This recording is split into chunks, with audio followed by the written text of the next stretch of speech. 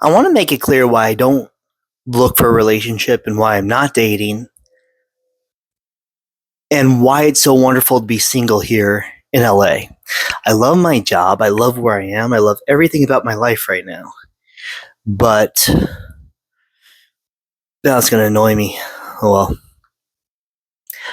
well. But 45, single here in LA. I lost 10 years of my life. All right? 10 years of my life is gone. And that is a political situation that happened in Indiana. Also, I'm a pretty big political target. Not for people here in California. Well, there is one guy here who's a serious problem. He's the mayor out in a different area. Bad dude, bad dude. But if I were to get involved with someone or involved with a relationship with someone, whatever I'm trying to say, that person would be at risk. And with the background I've had dating and seeing how crazy people's parents are, that's not something to look forward to ever. I have had every girl that's been my girlfriend, not dated, but every girl that's been my girlfriend has at some point gone back to me saying that her mom or her dad was insanely jealous of me because of something I do significantly better than them. That's ridiculous. Now, I do have a decent IQ. It's decent. And I do look to perfect everything that I do in life. So if it's going to be finance, I really get into it, really learn the ins and outs. If it's going to be a firearm as far as sharpshooting, I remember this one time I went to the range. It's happened a couple times actually. But when you go to the range, you're dating a girl, and their dad wants to go to the gun range, and you immediately outshoot them just easily because you might be a sharpshooter, like not just saying it, an actual sharpshooter. They just get angry and jealous of you. You make way more money than them, they get infuriated. There's not healthy people in the world today. And now with these phones and the internet, it's gotten significantly worse. Significantly worse. So, first, I'm a political target. So, if I were to date someone, they'd become a target. Being with me, being a target too, can be very stressful. Today, being involved with a person in a relationship puts you at so much financial risk. Your whole life can be destroyed now so easily. So, being treated poorly by women, I'm not even looking to date or anything, but it's almost like every woman who's like young or attractive thinks that somehow I'm hitting on them because I exist. I feel like a woman with big boobs.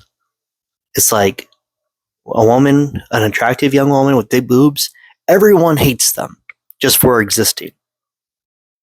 The only thing is I don't get anything good out of it. But we are hated for existing now. A lot of men are. And we live in a society where it is expected for a man to be made fun of, be mistreated, be abused, slapped, hit, or whatever, and then laugh it off. And I am not going to be abused. I deserve the respect as a human being, just as I respect women or the woman I would be dating. And I will not be treated like shit, just as I believe they should not be treated like shit. And unfortunately, although this is very common around the world, this respect is not common in the United States. We have really twisted and we've changed the way that is acceptable to treat men within society. And I'm not going to play ball. I have been without any intimate relationship, like sexual activity, in probably 6 years or 7 years. Healthy relationship, about 12 years. And the thought of it gives me anxiety. My heart rate goes up because of so much trauma I sustained from my ex-wife, who is poisoning my food, always gaslighting me, diagnosed a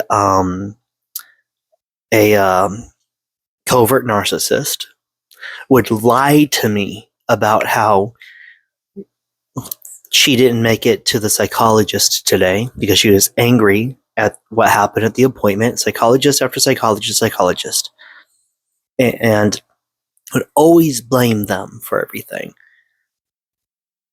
So why on earth?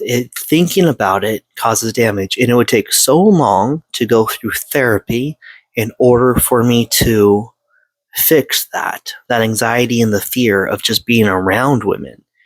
I mean, you could be around a woman and they will just accuse you of something. I've had so many women share stories with me about how they would accuse a man and how that man was in jail now or in prison, and that they did it for sometimes a feeling of control, or because they were a kid and they were manipulated to say it and accuse him. If so, they would get a chocolate chip cookie. Yeah, I've heard these stories. This is why the Me Too movement, I was so wary of it. This is why I thought that Bill Cosby was innocent. That's why to this day, as soon as I hear a man accused of rape, I immediately think that it is a political assassination, that is lies, and that they're trying to take him down for some other reason. And I need to keep it in my head as far as, no, men do that stuff. Men can be very bad and abusive and can do things like that to women, as awful as it sounds and unrelatable as it sounds. You can't get your head around how someone could do that to someone, right? But I gotta remember that it is something that happens. It's like, who do you believe? Who do you believe? You know? I have trust issues with a lot of men too. And that's tough, being a man having trust issues with men, because being raised by my father, he was one of those guys. And he was so nasty and evil. He beat me daily. It was terrible. So now to this day, when I hear a garage door open or a door open even, my heart jumps, because I'm like, I'm about to get beaten, you know? And that happened when I was very young. He's a big fat man. And that happened when I was like as tall as his waist. He started beating the shit out of me, like with everything he had. And fortunately, there's no brain damage of it. Fortunately, my logical sectors, most memories good, IQ still extremely high. So that's great. But when you're someone like me, and you're very empathic, and people twist your empathy as something perverse, and people constantly accuse you of terrible things, and you see that the people accusing you of that are actually those type of people, and that they're projecting, and you see how common it is for people to act in ways that is just scary and nasty, that you just could never imagine be acting or doing to someone. Yeah, it makes you just think you want to just protect yourself. I'll never have a son. I'll never have a daughter. I'll never have the family I wanted. I don't have family right now. I don't have cousins or siblings or aunts or uncles or anyone like that. Hey, what are you doing? Get out of here. He's so cute. My cat is going to the hamper. It's on his side, and he's rolling up to sleep in there. He's so silly. That's why I got 3 emotional support animals, my 3 cats, and they actually help. Didn't think it would really, but yeah, I need them. I need them. Each one for a different purpose. And it's all, like, it's a real thing. I didn't know that. But what I was saying is, having to protect oneself is very important for men today. And it is scary living in a society where people, especially women, cannot understand that it's okay to have a healthy relationship or friendship, and not everything's about sex, and not everyone's flirting with you. You know, this whole thing that started with the internet, now people's brains, they stop maturing between the age of 7 and 9. They carry that with them. And the way that I've been spoken to in public, just by existing, by women, young women too, like around college age to like mid-20s, is so infuriating and disrespectful and intolerable and unacceptable when it comes to treatment of other human beings. I'm just shocked by it. So why would I introduce risk to my life by allowing someone, a westernized female from America, near me when they could just say anything they want and know it's like I could just say this and destroy the life completely. And narcissism so common now that they could just do that just for feeling of power. My dad is psychopathic.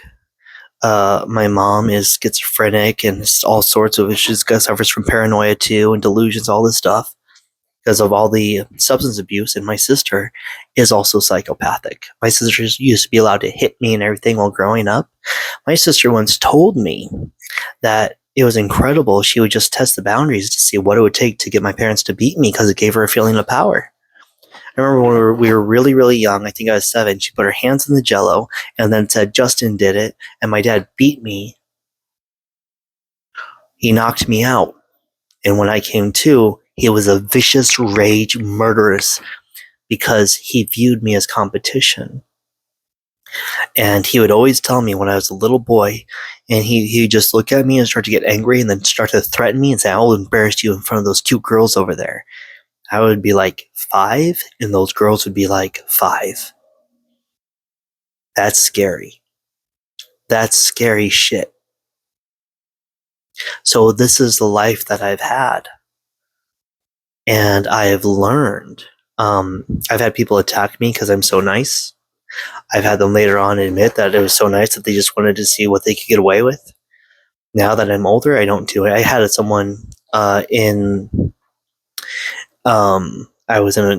forgot something as far as I can't say that stuff. But anyway, a guy attacked me and they allowed him to stay in the place around me.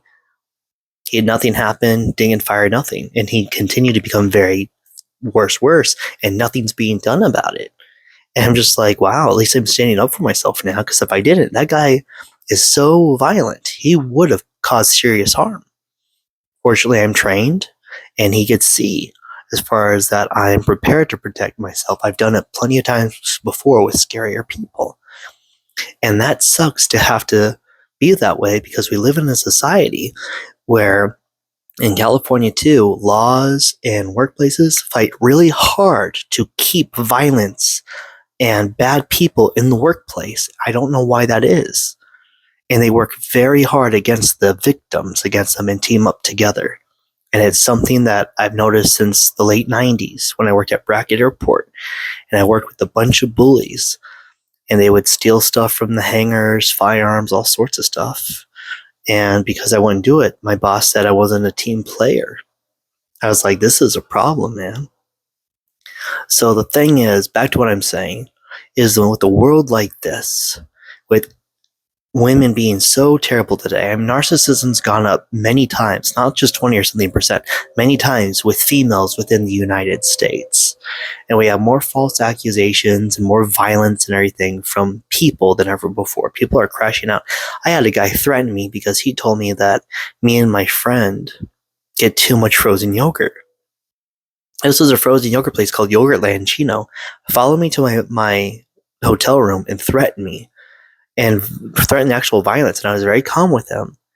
And he just freaked out. Then I had one again recently in the workplace, just crashing out. And the only thing I'm doing is being respectful, and that gets to them somehow, as far as I'm trying to cause issues with this man, and he will not respond back, and it makes them more infuriated, and people support them and back them up. It's better to just isolate myself. There's people I trust. I'm trying to get some YouTube series going and stuff like that. But we live in a world where you need to work. You would have to work. It's no longer like boomers. Boomers did take up almost all the wealth.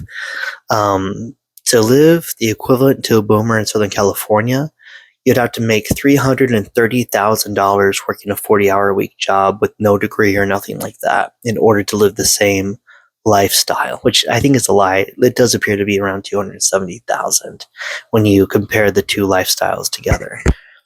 But when we live in a time where if you're lucky, you could save a couple $100 a month by working 60, 70 hours a week at what's considered a high paying job just for one apartment. That's it.